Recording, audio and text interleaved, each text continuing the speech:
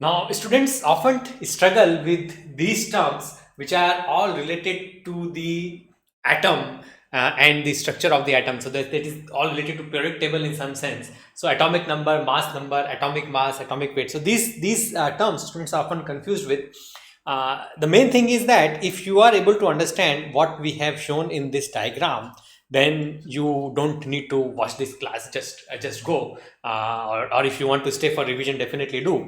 But essentially this is what we will be understanding. This is square box and this copper, this is what we would be understanding throughout this class. We will try to make sense of this. Okay, so let us first start with the atomic number and mass number. That is, those are the simplest terms. Okay, as the name suggests, these are just numbers. They are not weights. They are not measured in kilograms or atomic mass units. Okay, so these are just numbers, purely numbers. Atomic number, for example, for oxygen, it would be 8. And what does this atomic number mean? It means the number of protons inside the nucleus of that particular atom. Now, that is one of the most important things we have to understand. When we say oxygen is oxygen, it is because of the number of protons inside the nucleus of the oxygen. In a neutral oxygen, this number of protons is equal to the number of electrons outside the nucleus would be equal to the number of protons inside the nucleus in neutral oxygen. But even if the oxygen is not neutral, okay, because we know that it has a valency of 2, so it is not neutral all the time. It can form the O2 minus ion. It can definitely form that. We know that. Okay, and even then it would remain oxygen. It does not really change. Why is that the case? Because the number of protons inside that oxygen ions, in the nucleus of that oxygen ions, is still 8. Okay, so as long as the number of protons is 8, my friends, this particular atom or ion, it would continue to remain oxygen. So atomic number is defined by the number of protons. Okay, that is what I want to get to. It is not defined by number of electrons. It is defined by number of protons. Although in a neutral atom, this would be equal to the number of electrons, but atomic number is defined based on number of protons. So that is the first thing that we need to understand. The second thing we need to understand is the concept of mass number. Now, what is mass number? Again, it's a number. It is the total of the number of protons and number of neutrons inside the nucleus. So it's protons plus neutrons. If we add those two, we get mass number. Again, it's a number. It's the total number of nucleons. It does not have to do anything with the weight. Okay, we have not used a scale and measured the weight of this oxygen atom yet. We have not done that. Okay, this is just simply count of number of things. Okay, that is what it is. So now atomic number is number of protons, and mass number is number of protons plus number of neutrons. Okay, and both these numbers, the electrons do not come into play. So that is the first thing. The next thing that we have to understand is that the number of neutrons inside the same oxygen atom can actually change. Okay, so carbon is a very good example. There is C12 in which there are 6 neutrons, and then there is also C14 in which there are 8 neutrons. Okay, in both the cases the number of protons is 6 only. Okay, so that is the thing. The number of neutrons can actually change, and if the number of neutrons changes, we call them isotopes. Okay, so the various oxygen which have the same number of protons, that is in the case of oxygen it would be 8, but different number of neutrons, they would be called isotopes. In the isotopes, the atomic number remains the same, but the mass number, because of the neutrons, it actually changes. That is the case with isotopes. Okay, so that is what we have understood now. So again, note that as long as the number of protons is 8, all the isotopes would also be called the isotopes of oxygen only. So the oxygen, the main defining factor for oxygen would be its number of protons in the nucleus, which is 8. Not the number of electrons, not the number of neutrons. So now that we have understood this, let us move on to the next important thing. Relative atomic mass. Now we are talking about masses here. These are not numbers. These are the actual masses we are weighing things. Okay, now we have taken a scale and we have put oxygen on one side and we have put all the kilograms and all the gram weights on the other side, and we are trying to weigh this oxygen atom, how much it weighs. So there are two ways in which we are weighing the atom. One is the absolute atomic mass, okay, atomic mass, and the second one is relative atomic mass. Okay, and this will go all the way. There are two ways to measure the mass of any atom. One is we can measure the mass absolutely. We can just say that okay, this particular oxygen atom is 10 kilogram. Okay, the 10 is the hypothetical number. It's really not. It does not weigh that much. But that is what we can say, right? I mean, we can do it for anything. For example, here I have a remote. I can just weigh this remote and say that oh, this was 50 grams. This is 50 grams of remote. Okay, so that is absolute weight of this remote. The next, another way to actually convey the weight of this remote is to say take this another remote, the white remote, as the basis and measure what percentage is this black remote, right? So this becomes the basis. Now I can say that my black remote is half the weight of the white remote. Okay, I am not saying conveying the weight in absolute kilogram terms. I am conveying it relatively. Okay, I am conveying it relative to some other remote, and in the case of our atoms and molecules, the relative is the C12. Okay, that is the C12, carbon 12. This particular isotope of carbon, it is known as C12, and all the weights, all the relative weights, all the relative masses are actually measured with respect to this C12 atom. Okay, so that is what we have to understand. Now let us just understand what the C12 atom, what the mass, relative mass unit is. Okay, so that one, the relative mass unit is known as AMU.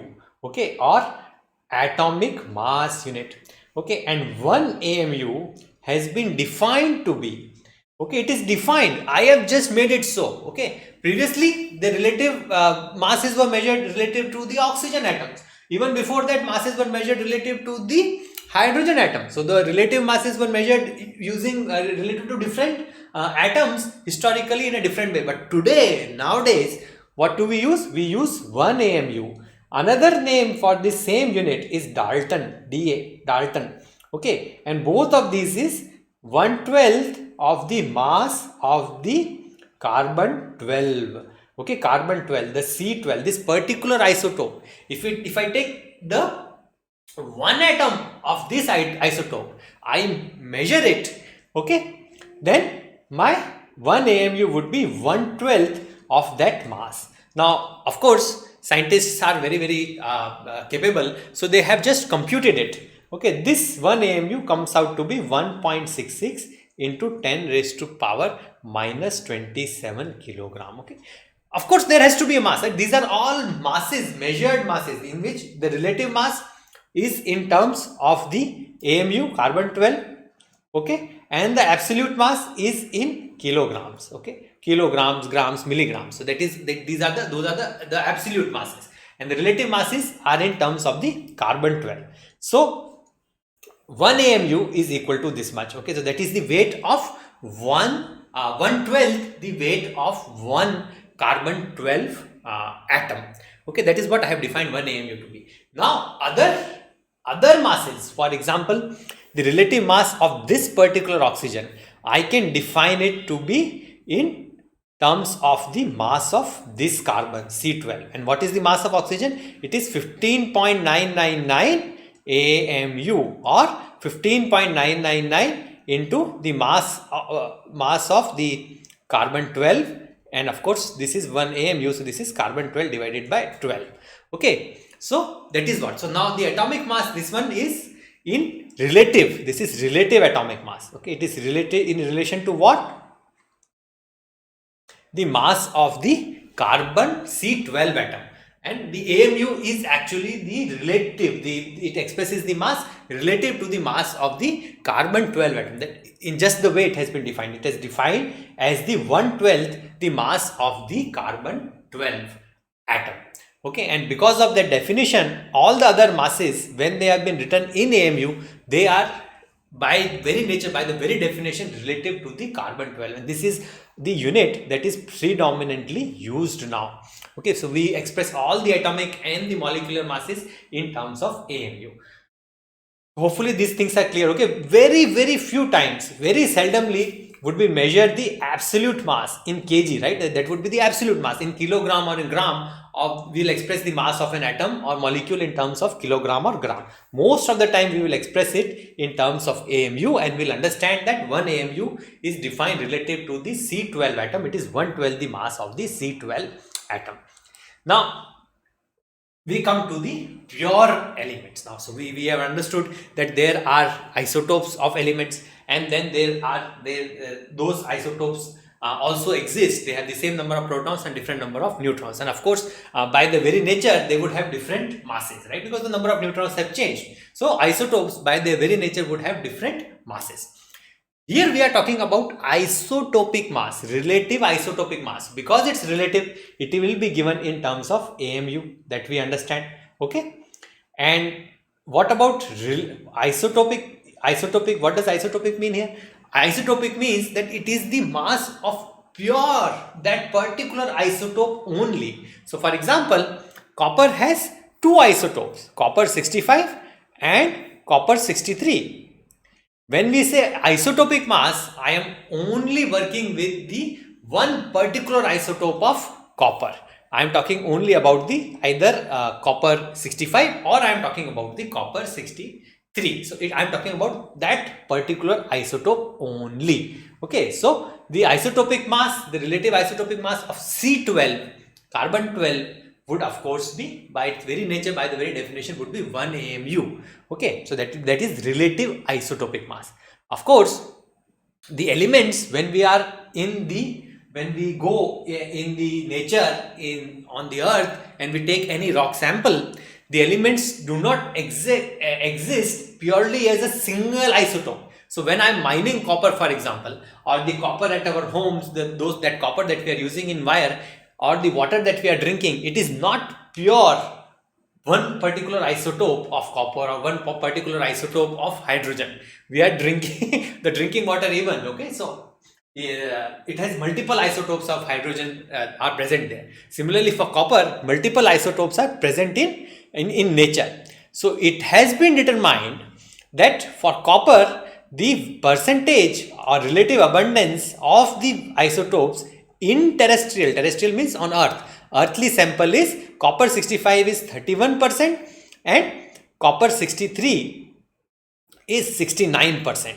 So if we take a weighted average of the mass, okay, if we take the mass of copper 65, we take the mass of copper 63, and then we compute the weighted average based on the relative abundance. So the copper 65, the relative abundance would be 31, copper 63, the relative abundance would be 69. If we take their if we take the average of their isotopic masses weighted by their relative abundance, then we get what is known as atomic weight. Okay, so that is the atomic weight. So for example, let us just compute the atomic weight of copper. Okay, so how would we compute it? We will say that atomic weight, okay, the symbol for this is AR. Okay, and this atomic weight for copper would equal to be 0.69, that is the relative abundance of the copper 63, that is the relative abundance of copper 63, that is what I am getting. 0.69 is coming from here. Okay, that is 69 divided by 100, 0.69 multiplied by the isotopic, the relative isotopic mass of copper 69.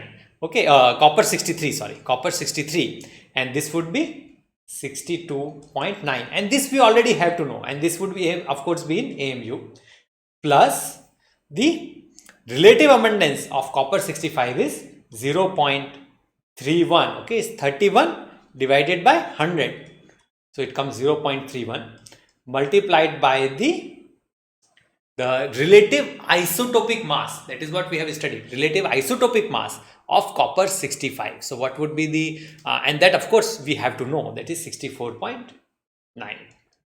Okay, and this of course, this would also be in AMU. So this isotopic mass is relative isotopic mass, these are in AMU. If I do this computation, I find a value of 63.55, and that is what is known as the standard atomic weight of copper. Now the atomic weight of various elements, they have been computed based on the application. So for Earth, this is the atomic weight that we are, standard atomic weight that we are interested in, based on the abundance in terrestrial samples. Now if we are on Mars, for example, for Mars rover, we might be interested in the standard atomic weights which have been calculated based on their abundance in Mars, okay, on Mars. So the standard atomic weight, it changes from application to application, but in general, whatever we find in the periodic table, the standard atomic weight has been computed based on the relative abundance in terrestrial samples, okay, in terrestrial samples. So that is what we would typically find in our periodic tables. But note that this could actually change. The standard atomic weights can actually change based on the application.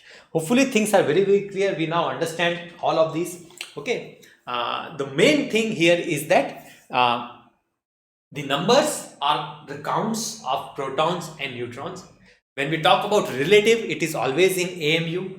Okay. And when we are talking about atomic weight, it is always, it takes into account the relative abundance of the isotopes. Okay, so that atomic weight can be relative. It might be like given in AMU, for example, that is what the normal practice is, or it can be absolute standard atomic weight. In that case, it would be given in kilograms.